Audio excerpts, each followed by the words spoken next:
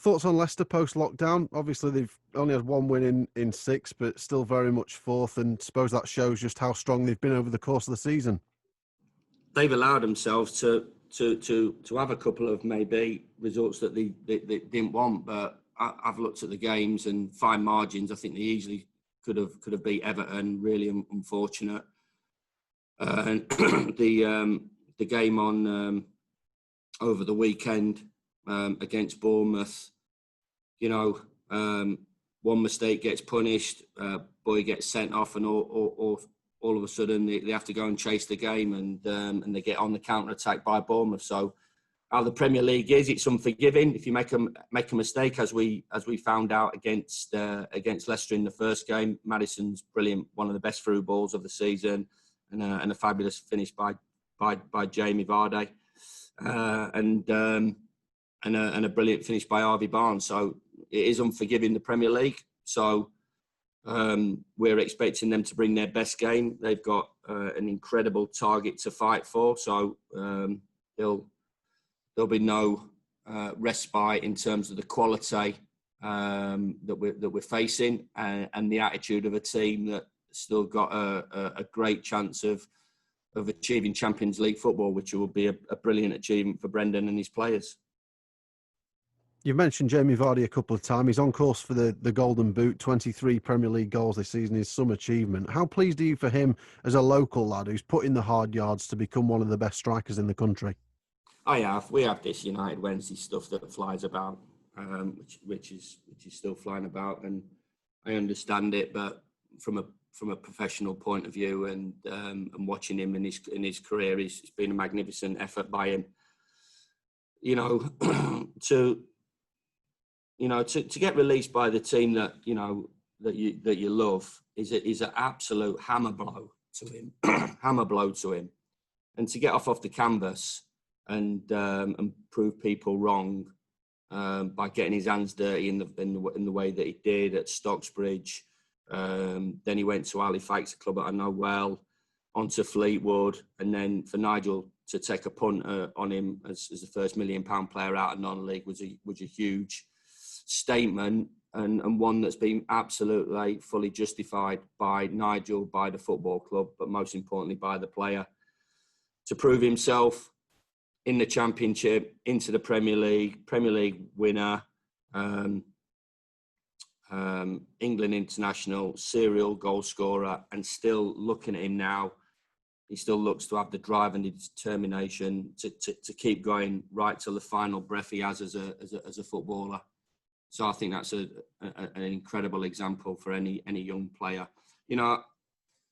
I go to the pub quite often after we've had a win, and it makes me smile sometimes. You might be sat in company and people will say, "Yeah, I could have made it," and I was a bit unlucky and I had an injury and something didn't happen to me. But you know what? And sat in the pub and watching the TV up in the corner and going, "Yeah, that could have been me." Well, it wasn't you. It weren't you, because that's what I would say. It wasn't you because you didn't do it, because you didn't get off the canvas like Jamie Vardy did. You didn't go and prove yourself. You didn't take the setbacks and keep coming back, and setback and keep coming back. You didn't. So you deserve to be in the pub and have the career that you've had, not the one that Jamie Vardy's got. So shut up. So that's what I'll be saying to him.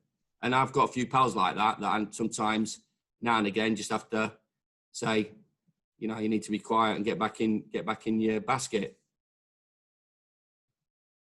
Just hopefully not this Thursday.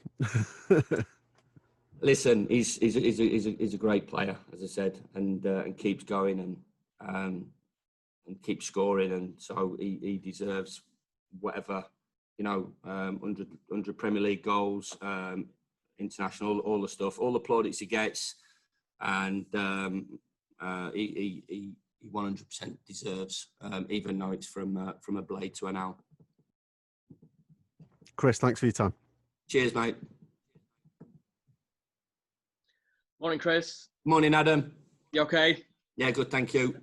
How do you see the picture at the top end of the table at the moment? I suppose we're all expecting plenty more twists and turns. The top four's not set in stone. How do you see it? I think on every level, it's an exciting finish to the Premier League at both ends of the tables. There's so many teams.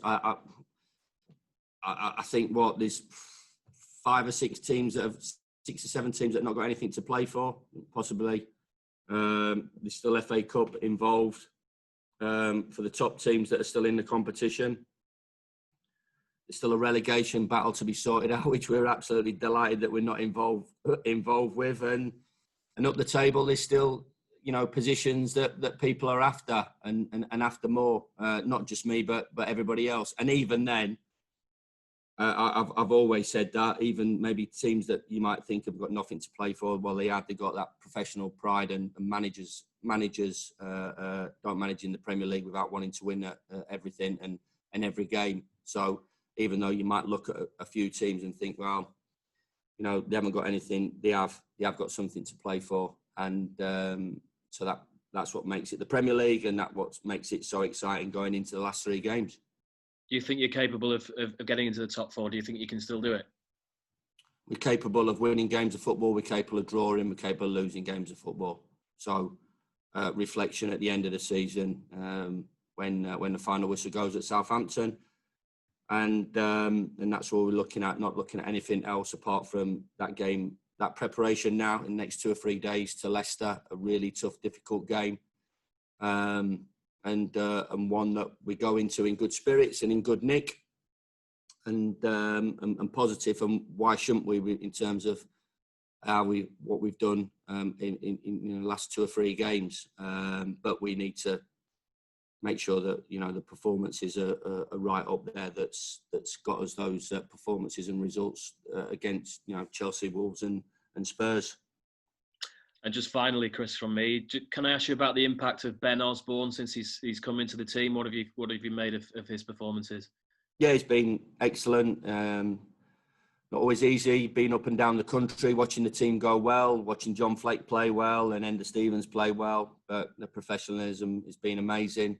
The work that they do on the training field and in the gym to make sure that they're right, and Ben's a fantastic example to any of the players that when the doors open, he has to be ready physically and mentally to take his chance, and he's definitely took that opportunity with both hands.